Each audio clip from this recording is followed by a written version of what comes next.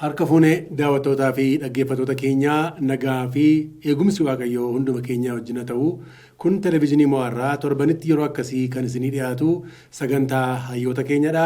Kan isinii dhiyeessus ani Isaayyaas Hordofaadha. Amma dhumaatti akka nu wajjin turtan isin affeerra.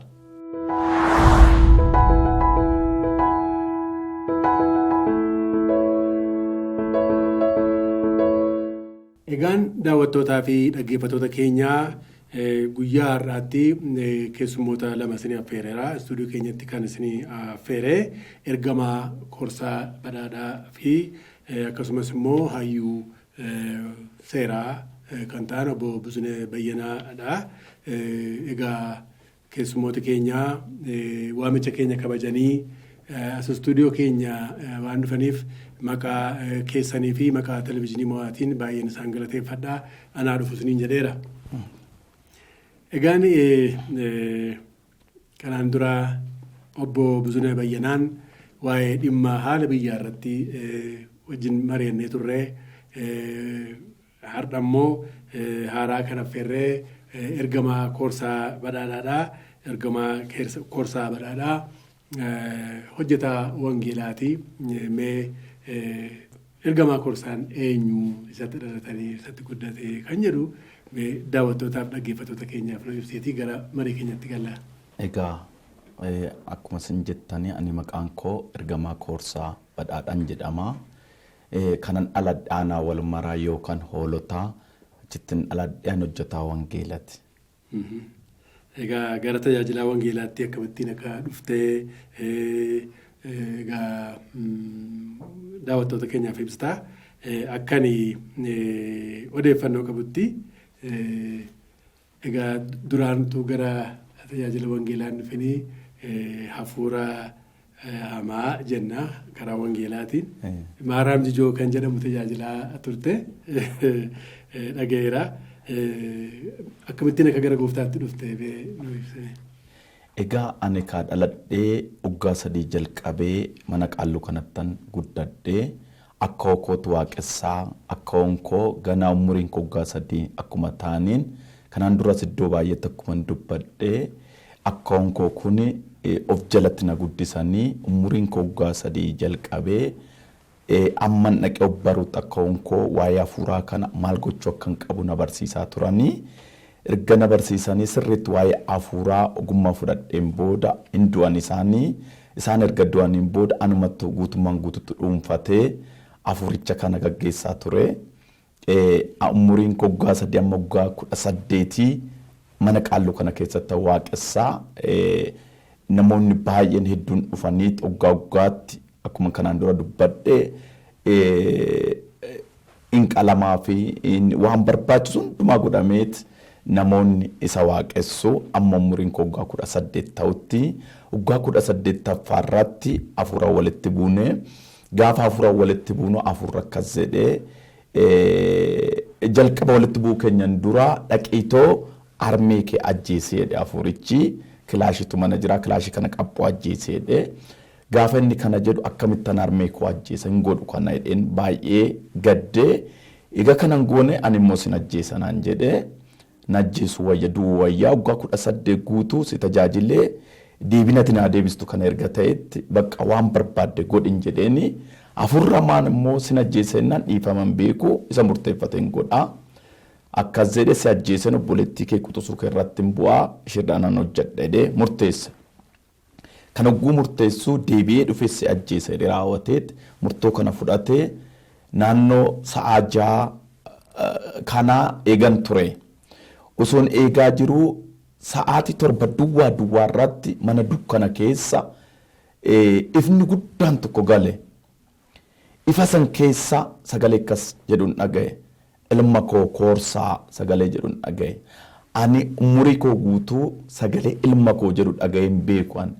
Sagalee isaa baay'ee ulfaata lafatu socho'aa jira. Gaaronni raafamu mukoonni natti mul'atu galafoonni socho'anii. Saniin booda ati eenyuun jedheeni na ajjeesuu barbaade na ajjeese.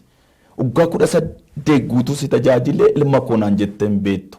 Har'a akkamitti ilma koo naan jettennaan ani isaa miti naan jedhe. Ati eenyuun naan ani abbaa kee Yesuus naan jedhe. Ani maqaa akkasii dhageen beeku bara koo keessatti jechi jettu kun naan gallenna ani si ajjeesuuf osoo hin taane si fayyisuufan dhufee naan jedhe. Ilaa siif jecha gatiin baase fannoo irratti hidhate harka isaa urataa fi luka isaa urataa akkas godhee natti argisiise. Saniin booda baay'een mormeeni hin mormin mucaa koo hin duutuun jiraatta wangeela kootu hojjettaa addunyaa irra naannoftee wangeela koo hojjettee dubbatee saniin booda yeruma san keessa hin deemnaa naan jedhe. Eessa deemna hin deemneedha. Osuma ilaalaa jiruu lubbuun koo foon koo keessa akkuma uffataatitti baatee deemte. Inni na fuuldura uffata miidhagaa uffatee na fuuldura fiigaa deema. Anis duuba isaa fiigan dhaqa. Deemnee yeroo jalqabaaf dhannee Si'ool ilaalle. Gaafa Si'ool ilaalle akka honkoo achi keessa jiru. Akkas naan jette akka honkoo. Deemi isa faana deemi. Isa faana deemi. Amma kana waaqessaa tures kan waaqessaa turte as nama gataa. Dhiisi isa waaqessitu san dhaq isa faana deemi naan jette. Saniin booda narrifadhee namoota baay'eetu jiru. Ramaxa abiddaati. Abiddi kun akka volkaanooti. Labooba keessaa namoonni baay'ee iniyyuu iyya isaanirraa kan ka'e gurra koon qabbee baay'een dhibbadha. Anis akkasin jedheen maaloo sinaa wayya si faana deemu naa wayyan jedheen inni akkasii qe dhaabateera. Tolee naan jedhe balbala guddaa tokkotu jira balballi sun cufamaadha. Balbala kanarratti kan caafame dubbistu malee balballi hin banamu naan jedhe. Ani hin baranne mana barnoota hin galle akkamitti kuni ta'a. Ani hin beeku waa tokko dubbisuus hin beeku waan jettu naan galu jedhe ani baneera amma dubbisin innaan gannat jedhe gaafan dubbisu balballi kun akkasumas gagagag jedhe socho'e raawwate baname. Gaafa banamu lafa baay'ee miidhagaa marga lalisaa wantoonni hunduu miidhagaa ta'e isatti linna. Gaafa linnu namoota wangeelaaf jecha mormi isaanii cite. Namoota wangeelaaf jecha qabeenyi isaanii gubate. Namoota wangeelaaf jecha lubbuu isaanii bade. Namoota iddoo guddaa iddoo miidhagaarra taa'anii raawwatanii akkas naan jedhan obboleessa keenya koorsaa baga gammadde baga nagaan dhufte naan jedhan. Achumaan Phaawulos faanti isaan amma wangeela keessatti arge isaan dhufanii baga gammadde carraa guddaa argatte naan jedhanii na simatan. Wantichi baay'ee bal'aadha kan gabaabsee sinitti himaa kan baay'ee sin ajaa'ibu lafa kana guyyaa keessaa sa'aatii 7 achi gaafan ga'u garuu sa'aatii 11 biiftuun lixuudhaaf luka ishii gad dhaabdee jirti. Sa'a 11 kan sin ajaa'ibu garaagarummaa sa'aatii ilaalaa. Baay'een gammadee namoonni achi jiru hundinuu fuula isaaniirraa kan dubbifamu gammachuu duwwaadha. Namni hunduu hin kolfu. Namni tokkooyyuu kan nyaara guurus hin jiru. Kan boosu hin jiru. Namni hunduun kolfaanis kolfuun jalqabe. Kan sin ajaa'ibu waggaa 18 mana qaalluu kana keessa waan turu yeroo tokko gammadeen beeku kolfees. Gaafan iddoo san dhaqu garuu isaan yoo kolfa anis keessi koo gammachuu adda ta'etu galee kolfaan ture. Osoon kolfaa jiru ergamoonni lama dhufanii raawwataniiti bitaa mirga harka koo kana qabanii garba guddaa tokkotti na darbatan. Garbi kun dhiigan kan guutamedha. Garba guddaa bal'aadha. Bishaan fakka bishaanii dhiiga qulqulluudha. Gaafa garba kanatti kan na darbatanii garba kana keessatti gaafa achi gadi lixu garaa koo keessaa raachatu ba'a, buufatu ba'a, jawweetu ba'a, bineensonni garaagaraa hin ba'u. Qaawwa gara biraatti yaa'anii ba'u isaan. Garuu saambaan kun kan dhaqanii qaawwi suni ogguun dhoosan natti fakkaatu qaawwa Si'ool natti fakkaatu achi yaa'u achi darbu. Akkuma nama uffata yookaan garaacha saamunaadhaan yookaan waa tokko sirriitti sukkuumee dhiqu keessa koo kana. Erga dhiqanii qulqulleessanii booda bishaanumti kun yookaan dhiigni kun dakuma ol fuudhee gubbaarra na baate. Irruma deeman dhaqee harka koo dirrise. Lafuma dhaabatutti Yesuus harka isaa dirrise ofitti na fudhate. Na hammate. Erga na hammateen booda jaalala naaf qabu ibse. Akkasin jedheen si biraa deemuun barbaadu ana san jiraadhan jedheen lafa kamuu dhaquun barbaadu jireenyi koo hundinuu asitti haadhumu hin ta'u naan jedhe deemuu qabdaa naan jedhe yoo deemte deebitee lafa san dhatte na amante malee na wajjin jiraachuu hin dandeessu namboo hin ta'u jedhe ergamtoonnis dhufanii Phaawulos faantis na gorsan deebi'uu qabda deebitee wangeela kana hojjettee dhugaa jiru ibsitee gara keenya dhufta jedhanii. Iddoo kanuma keessa osoo jirru gooftanis wanta baay'ee natti himee ergoota baay'ee amma osoo haasofne hin xumurre natti himee ergamoonni kun dhufanii lamaan isaaniitu fuudhanii gara lafa dhufeetti na deebisanii. kana fakkaata. Bunkee dhuftee foon keetti Eeyyan deebite.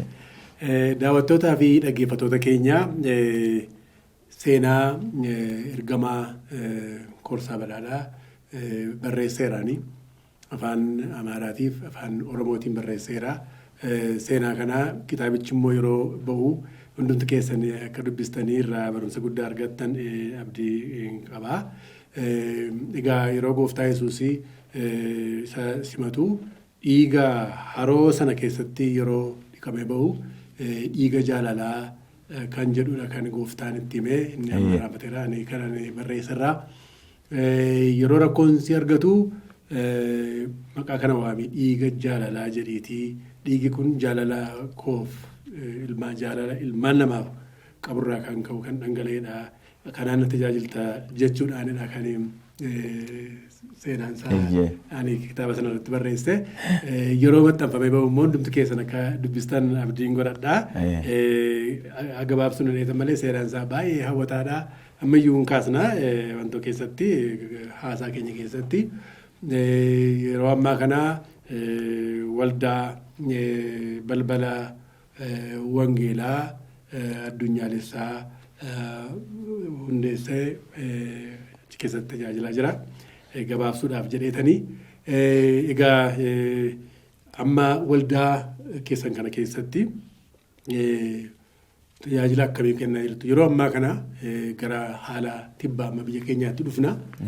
Yeroo ammaa kana biyya keenya keessatti dhukkubni daddarbaa vaayirasii koronaa kun uummata baay'ee addunyaa baay'ee fixaa kanaaf waldootiin kiristaanaa abbootiin amantii hundumtuu gara waaqayyootti iyyaa jiru kadhachaa jiru. Waldaan keessan kun yeroo ammaa kana bifa kanaan maal gochaa jira? Egaa akkuma isin kaastanii koronaa vaayirasii inni jedhamu kun garuma addunyaa kana dhufuun dura waaqayyo jalqabee ji'a lamaan dura nutti hime. Kanaan dura akkuma dubbadde miidiyaa garaagaraa irratti nutti hime.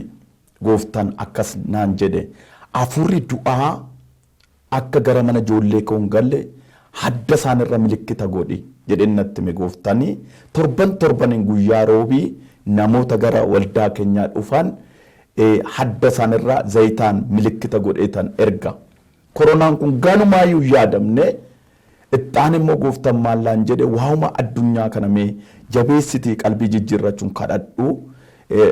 Tajaajiloota saboota ofitti qabi kadhadhee isuma kanarratti dubbataa turre. Osuma kadhannaa turre koronaa vaayirasiin kun biyya chaayinaatitti argame jedhame ittuma fufee nus kadhannaa itti fufne dhumarra ka waldoon amma dhaqanii cufamanitti qaqqaban. Waldoon naa cufaman malee arras kadhataa jirra. Waldaan nuyiidha akkuma sagaleessaa jedhutti kadhataa jirra. An kadhannu tokko mootota biyya keenya hin kadhanna, biyya kanaaf hin kadhanna, addunyaa kanaaf hin kadhanna. Afurri kun waaqayyo nutti araaramee yeroo dhiyoo keessatti akka dhaabatuuf hin kadhanna. Waa tokko sinitti asirratti namoonni tokko akkas jedhu afurri kun seexanarraa dhufe moo waaqumatu nutti erge moo maalidhaa jedhu. Seexanarraan dhufne. Ani waa tokkoon amana. Wanti seexan erge hundinuu maqaa Yesuus hin gaafa jenneen dhaabata. Maqaa kana bira darbuu hin danda'u. Waanuma fee yaadufu kan seexanni fide aangoon qabu nurratti. Maaliif wangeeluma keenyatu jedha. Maqaa Yesuusitiin kan hin dhaabamne kan hin abboomne hin jiru. Kan waaqayyo fide garuu qalbii jijjiirrannaa duwwaadha. Namni of gadi buusee gaafa waaqayyo duratti qalbii isaa jijjiirratu waaqayyo nutti araarama. Fakkeenyaaf Yoonaas dhaqi gara Noonoo dhaqiitoo sabni kun balleessaa guddaa godheedhe waaqayyo. Dhaqitti naa himeedheen nan balleessa saba kanaa jedhe. Yoonaas haa didu malee waaqayyo biyyattii san nan balleessaa jedhe. Sabni Noonoo gaafa garuu gooftaa duratti deebi'ee kufee qalbii jijjiirratu waaqayyo dhiifama godheef. Callisee miti wangeelli gabaabsaa dubbatu malee biyyatti san keessatti balaa guguddaatu ta'e waan baay'eetu ta'e gaafa uummanni sun dhaqee waaqa duratti kufu gooftaan harka isaa kaase dhiifama godheera. Arras biyyatti kana gaafa kaasne addunyaa kana gaafa kaasne waan baay'ee dubbachuu dandeenya. Maali gaafa jettani dhuguma Waaqayyo nutti dheekkamuu danda'a. Fakkeenya biyyootan garagaraa odoo kaasne yeroo ammaa kana keessa cubbuutu baay'ata. Dhiirri wal fuudha. Dubarri wal fuudha. Hannatu baay'ata. Sobatu baay'ata.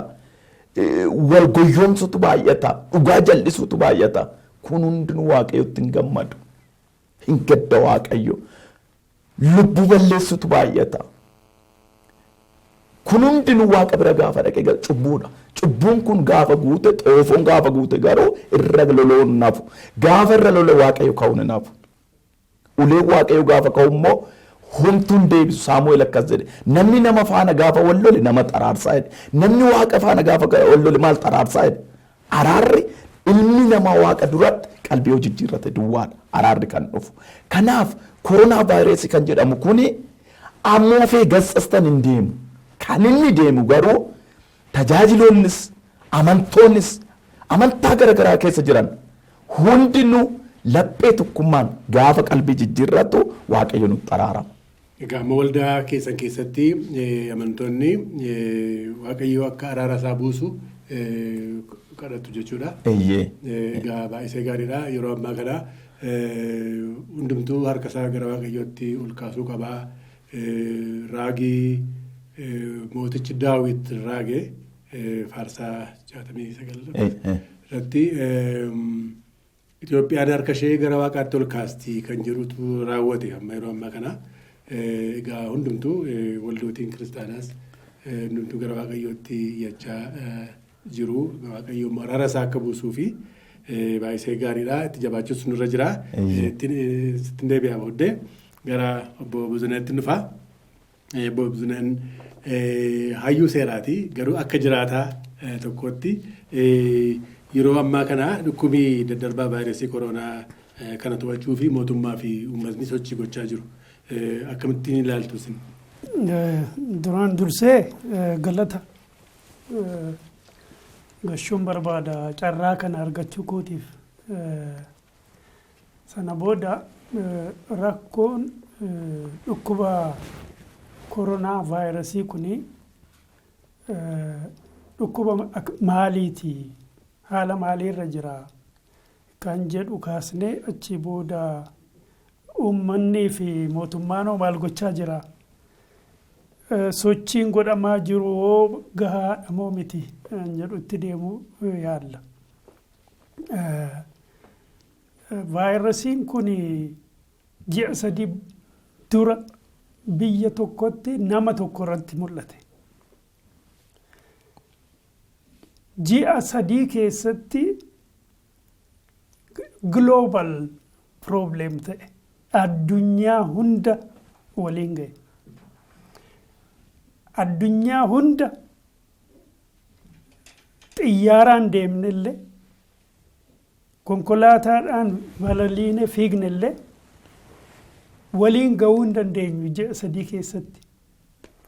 Garuu hojii Waaqaati. Gara jedhutti addunyaan kan deeme ji'a 3 keessatti addunyaa waliin ga'e.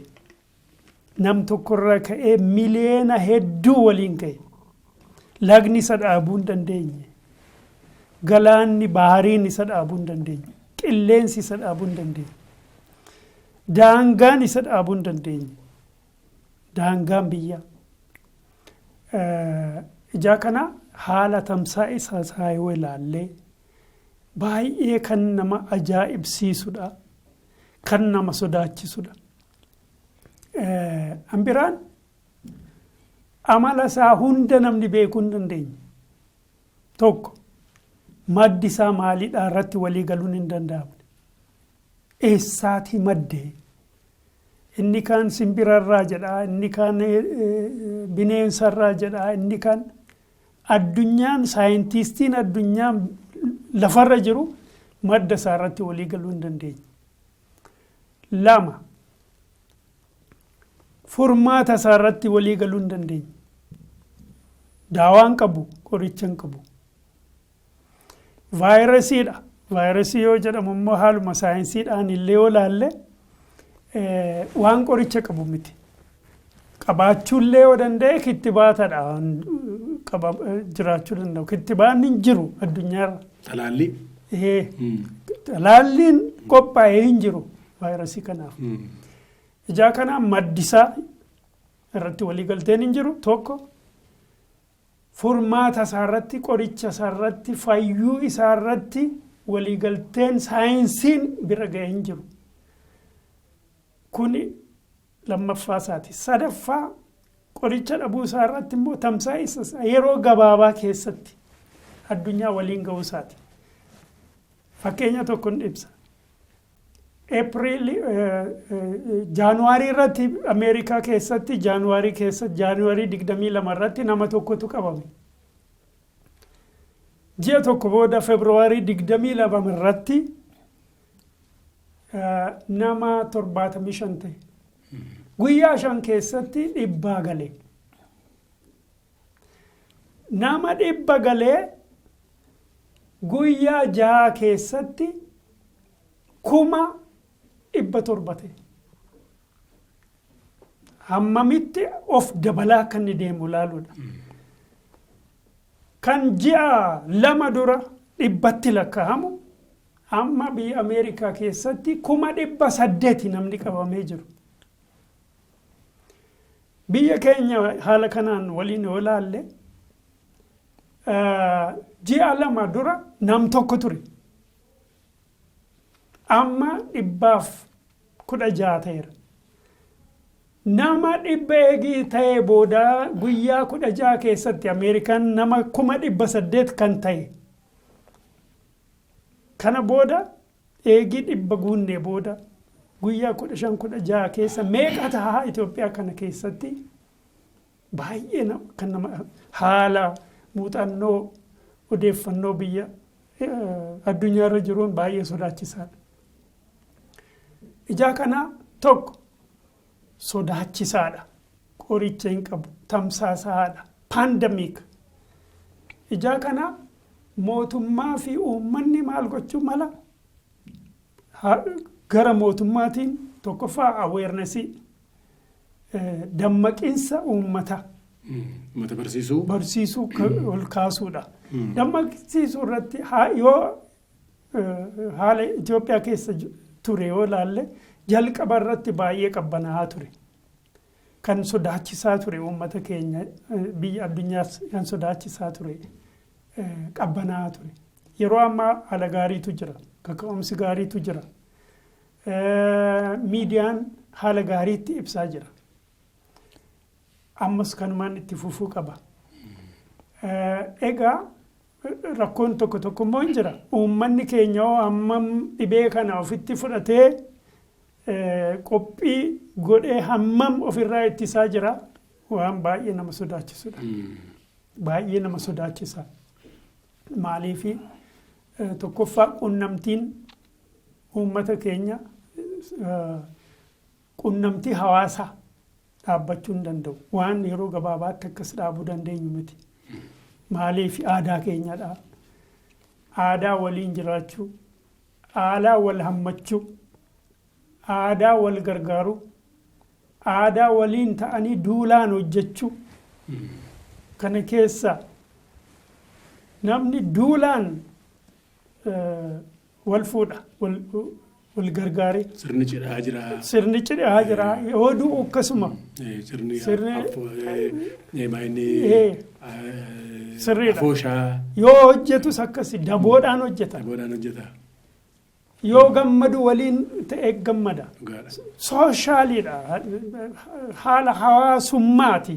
Jireenyi uummata keenya. Aadaa kanarraa akkamitti yeroo takkaatti addaan cituu danda'a baay'ee rakkisaadha. Kuni rakkoo jiru baay'isee waan sodaachisaa taasisa. Haala gabaa yoo laalle akkasumadha. Ammayyuu uummanni keenya wal hammatee waliin wal falmee harka waliin rukutee kanaan gabaa taasisaa jira. Bittaa gurgurtaan haaluma aadaatiin deemaa jira. Qarshii yoo lakkaa'u itti tuttufee harkasaatti tuttufee qarshii lakkaa'aa jira. Ijaa kana haala jiru hundaa yoo ilaallu sodaachisaadha. Garuu tarkaanfii fi sochiin ofirraa faccifne ittuma fufuu qaba. Gara biraan fakkeenyaaf karaa mootummaatiin mootummaan amma tarkaanfii baay'ee fudhateera. Yeroo baay'ee akka ilaallutti labsii hatattamaa baaseera. Kunis labsii hatattamaan kun immoo kana to'achuudhaa fi akka gargaaruu fi uummatii kana sodaatee amma fakkeenyaaf labsii keessa jira namoota 4 caalaa akka walitti qabamne kan jedhudha. Fooshaa yeroo du'aa yeroo gammachuu yeroo kan akkasii aadaa keenya keessa waan jiruu fi labsii hatattamaa baasuu dirqame mootummaan keenya. Isin egaa hayyuu seeraati. Asirratti labsiin ba'e kun maal fakkaataa? Hammam gargaaruu danda'a babal'ina vaayirasii kanaa to'achuudhaaf? Hammam immoo hojiirra oolaa jira kan jedhameetu nu ibsitanii. Kanaan dura carraa argadhee asitti wal arginee turre waa'ee heeraaf seera mootummaa kaasne waan hin jedhe tokko irra deebi'ee kaasuun barbaada. Addunyaa irratti heera dimokiraatawaa, heera bareeda, heera kitaabni isaallee haala addaa ta'een qooqxi isaa keessa jiru, woordiingiin keessa jiru, gara laaffessi seeraa heerota keessa jiru addunyaan kun hammam carraa dimokiraasii keessa jiraatti nama jechisiisa. Garuu heeraaf seera sana miti murteessaan. Ingiliffaan constitution and constitutionality jedhama. Heera constitutioniin sun heera sanadha, seericha sanadha, seera isa bareedaa sanadha. Constitutionaliin garuu constitutionality yoo jenne garuu raawwii sanadha. Akkamitti raawwataadha? Eentu raawwataadha? Haala kamiin raawwataadha? Raawwiinsaa seera qabeessaadhaayidha. Raawwiinsaa naamusa seeraatiin deemaayidha. Ammas labsiin kun rakkoorraa ka'uudhaan labsiin bahuu danda'a. Labsii kan maddi labsii yeroo hundumaa rakkoodha. Rakkoorraa ka'eeti labsiin ba'a. Ammas rakkoo biyyittii kana quunnamirraa yookaan labsiin kun barbaachisaadha, sirriidha. Haa ta'u immoo malee labsiin kun haala kamiin raawwataadha? Akkamitti haala dhugaa qabeessa ta'een, haala gara laafessa ta'een, haala barsiisuu of keessatti kaayyoo godhateen, haala uummata daraaruudhaaf, uummata kana oolchuudhaaf kaayyoo godhateen hojiirra oola taanaan baay'ee gaariidha. Ijaa kana raawwii isaa irratti of eeggannoo barbaada. Keessa gugachuudhaan namni mirgi namaa tuqamuu danda'a. Sadarkaatti namoonni kaayyoo labsichaatiin faallaa haala ta'een fayyadamuu danda'u. Ijaa kana achirratti of eeggannoo baay'ee barbaada. Haalli addunyaa yoo laalle biyya biyyatti haala qajeelfamaatiin, haala labsiitiin hundumtuu haala kanaan rakkoo kana ofirraa faccisuudhaaf itti deemeera. Garuu of eeggannoo barbaada. Mirga namoomaa ilaalcha keessa galchuu barbaada. Haala uummanni keenya keessa ture ilaaluu barbaada. Haala aadaa isa walitti nu qabee, walitti nu xaxee, walitti nu hidhee keessa waliin jiraannu kana aadaa cimaa, aadaa sibiila ta'e kana ilaaluu barbaada. Yeroo takkatti kana akka dubartii fi dhiirri wal hiikuutti aadaa guyyaa tokkotti guyyaa lamatti irraa hiikamuun hin danda'amu. Rakkisaadha, waa'ee rakkisaadha. Haala jireenyaa jijjiiruu barbaada. Sun immoo sadarkaadhaan waan itti deemamudha. Ijaa kana ilaalcha keessa galchuudhaan seerri bahee jennee akka gogiinsaan haala gogaa ta'een hiikuun qabnu seera. Haala jireenya keenya ilaalcha keessa galchinee itti deemuu qabna. Uummanni keenyas immoo kana sirriitti hubachuu qaba. rakkoon nu qunnameera. Rakkoo kanarraa haala kamiin adda ba'uu dandeenya? Haala kamiin ofirraa faccisuu dandeenya? Haala kamiin ce'uu dandeenya? Han jedhu irratti walta'insaan itti deemuu qaba uummanni keenya. Labsummaa miti. Itti amantaadhaan irratti fincillee yoo hojjenne gara furmaataatti deemuu dandeenya. Ijaa kana seerichi gaariidha yoo jenne illee ilaalchi uummataa. Uummatas hojiirra oolchuudhaa fi gahee mataa isaatii raawwachuu qaba kan jedhudha. Egaa labsiin mootummaan baase kun namoota hundumtuu kan hubatan natti hin fakkaatuni. Yeroo baay'ee sirriitti tokko lamaan qolaa baasamee uummatatti himamuu qaba. Hundumtuu heera mootummaan baasu kanaa hundumtuu hin galaaf jechuu miti. Tokko kan dafee galuuf jira, tokko kan hin galleef jira, tokko fakkeenyaan kan yoo itti mammalee hin galleef jira. Kanaaf karaa kanaatiinis uummatatti ibsuu, barsiisuu seera kanaa jedhanii yeroo yerootti kennanii inni kun waan jiru natti fakkaata. Karaa kanaan itti hojjetamee gaariidha. Uummata barsiisuu seera labsii hatattamaa kana uummata akka beekuu fi yeroo murtaa'etti karaa miidiyaalee garaagaraatiin akka himamuutu godhamee baay'ee caalaatti immoo hojiirra ooluu danda'a yaada jedhuun qabaanis dhiyeenya kana miidiyaa hawaasaa irratti waa dubbise.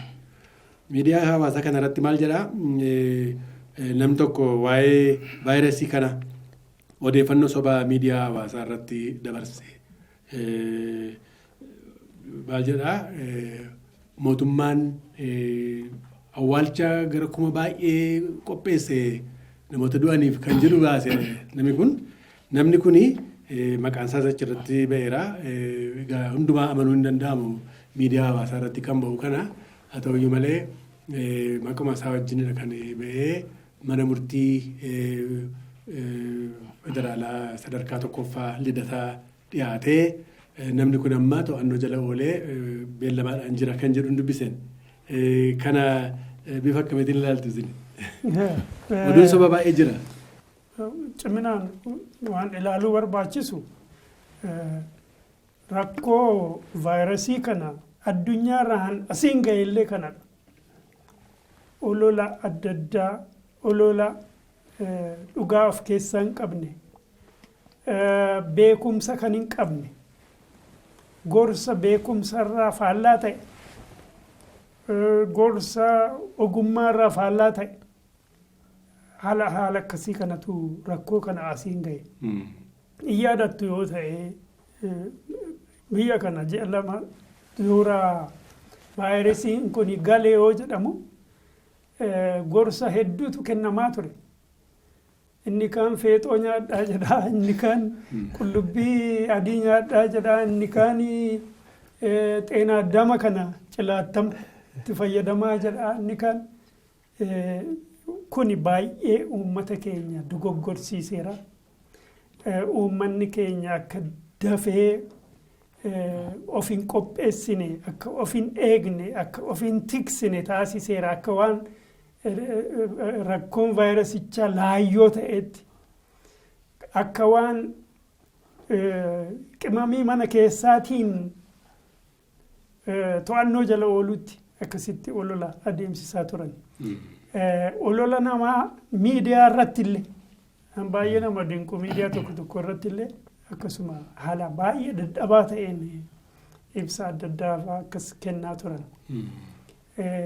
Rakkoon kun rakkoo saayinsiin dhaabuu hin dandeenye, rakkoo teeknooloojiin dhaabuu hin dandeenye, rakkoo beekumsi namaa dhaabuu hin dandeenye, rakkoo dinagdeen dhaabuu hin dandeenye. Dinagdeen itti boonamu, itti kooramu, teeknooloojiin itti boonamu, itti kooramu waan jalaa baasuu hin dandeenye, rakkoo tuffatamuu hin dandeenyedha. Biyya keenyatti miti, biyya dinagdeedhaan, beekumsaan, saayinsiidhaan, teeknooloojiidhaan guddatanii irratti illee dhukkuba tuffatamuu hin dandeenyedha. Ijaa kana isaanillee teknooloojiidhaan homaan fiiggitiir bira gara waaqaatti deebi'aa jiru. Addunyaa hundumtu haala amantaa isaatiin waaqatti deebi'aa jira. Kadhaatti deebi'aa jira. Kadhaatiin pireezidantoonni biyyoota guguddaa Ameerikaas, Ingiliziis, Faransaayis, Jarmaniis, Xaaliyaanis oolan waaqa kadhadhaa jechaa jiru. Ijaa kana dhukkuba kana tuffachuun nama uummata keenya rakkoodhaaf saaxiluudha. Lubbuu ofitti qoosuudha. Ofitti qoosuudha. Ofitti qoosuudha. Ijaa kana Facebook irratti waa baay'eetu ba'a. Dhimma kana irratti garuu ani ilaalcha reserved ta'een qaba. Maaliif akka ilaallutti egaa amma Ameerikaa keessatti amma nama 800 qabame. Kana keessaa daataa argeeru tokkorraa nama 39,000 du'e. Imagine nama 39,000 du'e Ameerikaatti qofa. Kun immoo kan ta'e ji'a 2 keessattidha. Eegi namni 100 qabamee booda. Amma sagantaan kun waraabamitti. Eegi namni 40 gaheeranitti. 40. Amma sagantaan kun. Exactly. Ijaa kana eegi namni 100 qofa qabamee booda yeroo guyyaa 20 guunnetti namni 800 qabame. Namni almost 40 du'e. Haala kanaan kan nama fixaa jiru kanarratti kuni dhugaa addunyaa irratti mul'atu muuxannoon isaa ifaanaan ilaalamu rakkoon isaa ifaanaan ilaalamu ta'ee haala jirutti bakka namni itti owwaalamu qopheessuun ani rakkoo natti hin fakkaatu. Dursanii of qopheessuun akka rakkootti hin fudhadhu. Haala itti dhiyaatetu rakkoo natti fakkaata. Haala doorsisaatiin yookiin immoo haala ragaan gahaan hin argamneen dhiyaachuu isaati. Akka waan raawwateetti dhiyaachuu isaati malee akkuma waa hundaaf of qopheessaa jirru rakkoon kun humna ol ta'ee akkas namni baay'een hin dhuma taanaan gita kanaanis of qopheessuu qabnaadhaan otoo ilaalame kun rakkoo waan qabu natti hin fakkaatu. Kan mootummaan hin ibsineeti kan mootummaan hin jenne jedhanitti fakkaata akka nu badhetti mootummaan kana qophii kanas hin qabu jechuudhaan itti fakkaata. Egaa walumaa galatti maal jechuu dandeenya daawwattootiif dhaggeeffattoota keenya oduu dhaga'amu hundumaa miidiyaalee hawaasaa irratti kan dhaga'amu hundumaa akka dhugaatti fudhachuun barbaachisaa miti. Dogongoruun isaanis dogongoruun gaarii miti. Balaaf nama saaxila. Kanaaf of eeggannoo akka godhaniif hin kaase kana namni hundumtuu miidiyaa hawaasaa irratti kan bahu hundumtuu dhugaa miti. Kanaaf keessaatii eeggannoodhaan mirkaneeffachuu barbaachisaa.